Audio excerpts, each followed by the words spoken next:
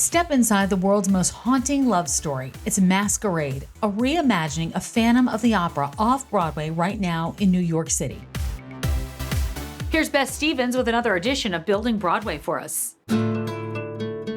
Diane, this is an amazing space. Let's go back, and why don't you tell me what sparked Masquerade? Because the Phantom of the Opera closed on Broadway in 2023, and there's still a hunger to know more about this world, and there's still interest out there. Well, I think that's it. It's such an incredible, legendary musical. But the idea that audiences could have a new experience of it and not just be at a distance in a Broadway theater, but to actually be inside it and to breathe it and to live it and to have these Broadway caliber performers sing this close like I am sitting with you. You know, that was a theatrical experience, an immersive experience that I wanted to create with this. This used to be Lee's art shop. I used to come here and buy, So did I. like pens, Colored markers. pencils. Yes. Yes. But that is not what it looks like now. This I place know. has been transformed. When you came into the space, what did you think it would offer to this piece? Well, the moment we walked in to the first floor and there were these vaulted ceilings, I thought, well, this is the catacombs of the Paris Opera. And then we went downstairs and there was 10,000 square feet of a basement, which I thought that's the Phantom's lair and his secret workshops. And then you go up and up and up and, go figure there's a roof. So, Which is important. Which is important. So it just felt like this building has a soul. It has a DNA of architecture that could be turned into the Paris Opera and be a place for the audience to discover all the hidden secrets of what you know in the Broadway show, and then backstory to the Phantom, which are new opportunities to learn more about the Phantom's life. This is not just for the diehard fans, PHANS. This is for anyone. Yeah. So I want you to sort of explain what it is to people who don't have that diehard fandom.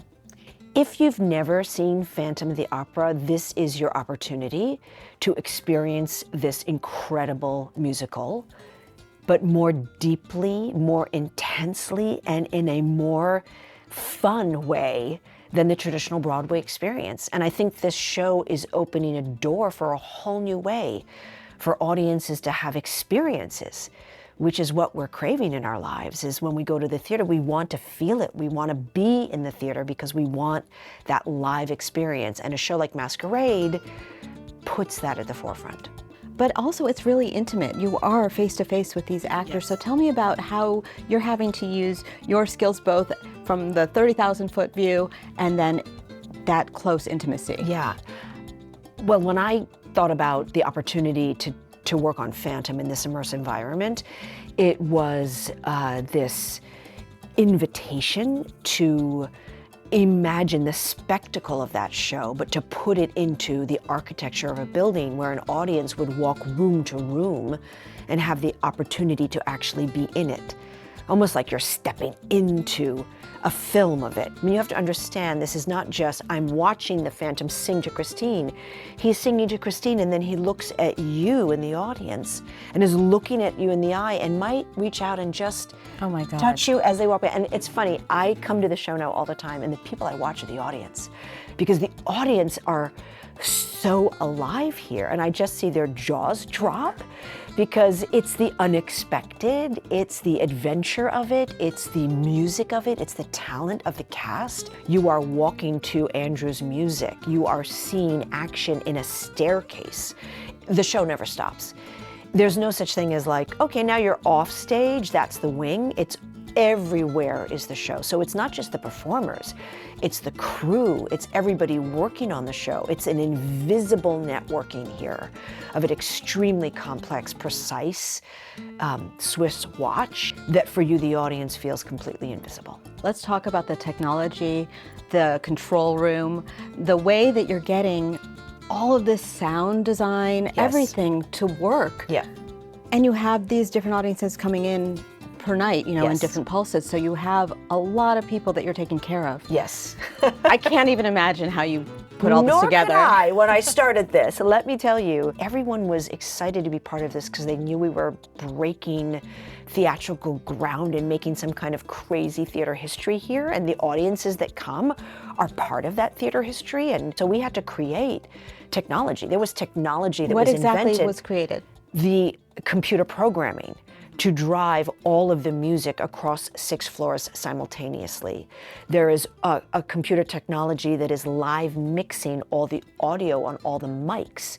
We don't have a person mixing the mics like you see in the back of the theater. It's all done by technology. And of course, we have a control room where it all blasts off from, and you know, there's ways to override everything, so there is obviously a live component because this is so live. Right. It's this crazy combination of it being so technologically complex, but even more primal and human and in the moment than anything you would see on a Broadway theater. As you mentioned Andrew Lloyd Webber, this is a defining work for him. What were some conversations that you had with him about trying this and doing this? Andrew was so up for the experimental aspect of this.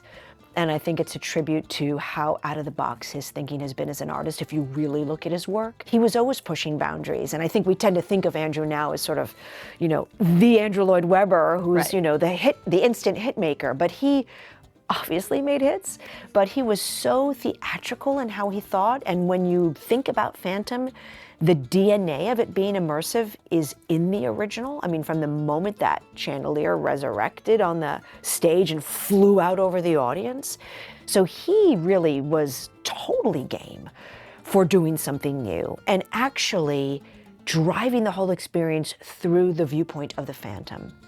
We call our show Masquerade because it's different from the Broadway show. Right. You are, as an audience, invited to the Phantom's private masquerade. So that viewpoint for Andrew was, I think, a creative inspiration for him to think about how the music would sound. We've done all, you know, new arrangements for the music. It was all recorded especially for this production.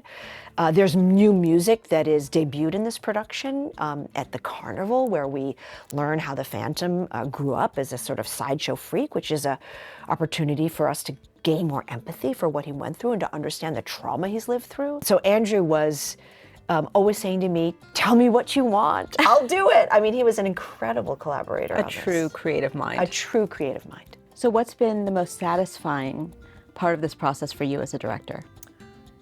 This was, no question, the hardest thing I've ever done. And, you know, making new musicals. And you're an ambitious person. Yeah, I've done like Cirque du Soleil and new musicals and all sorts of things. But this broke my brain. I mean, it really did, but it was also the most thrilling.